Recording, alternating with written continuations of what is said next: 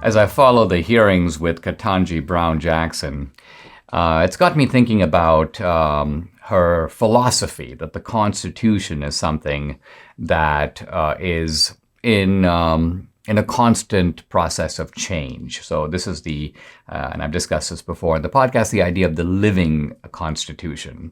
I came across a very eloquent refutation of this idea that was given by Calvin Coolidge almost a century ago. And I just want to read it because it so beautifully states why the Constitution and the founding itself are not, in some sense, living, but are dead in the sense that they reflect enduring principles that have been put down on paper and put down on paper for a reason.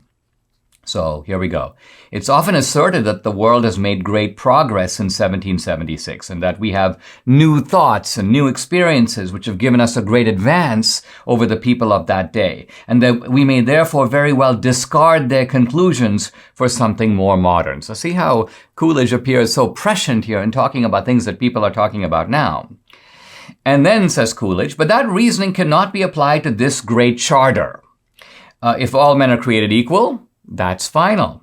If they are endowed with inalienable rights, that's final. If governments derive their just powers from the consent of the governed, that's final. No advance, no progress can be made beyond these propositions. If anyone wishes to deny their truth or their soundness, the only direction in which he can proceed historically is not forward, but backward toward the time when there was no equality, no rights of the individual, no rule of the people. Those who wish to proceed in that direction cannot lay claim to progress. They are reactionary. Their ideas are not more modern, but more ancient than those of the revolutionary fathers. And then he goes on to say, we live in an age of science and of abounding accumulation of material things.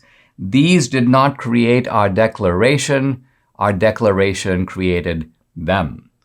And this is the point to make about the founding, is that it's enabled America to become the kind of country it is. It's enabled the best of America, you might say. And here we have Judge Ketanji Jackson, who clearly does not represent the best of America. I mean, if you got someone who doesn't even know if they're a woman, how can they propose to tell you which guns should be banned, or which vaccines work, or which infants have a right to life, which child molesters and pedophiles should be out in the streets? Apparently, Judge Jackson is perfectly comfortable in making all those kinds of nuanced and judgments, but on a simple question, she's completely and very tellingly stumped.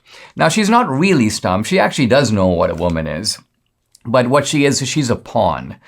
She's a pawn and she's a performer. She's putting on a performance, and it's for the people who have pushed her forward. And who are they? They're basically the radical leftists of America. They're people like Demand Justice, which is an influential group on the left that's fighting to pack the court.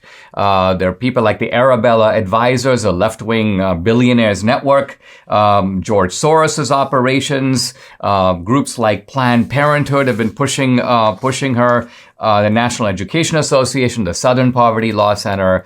And it's because they know that this is a woman with a very spotty and mediocre record, but it's someone who is going to do their bidding.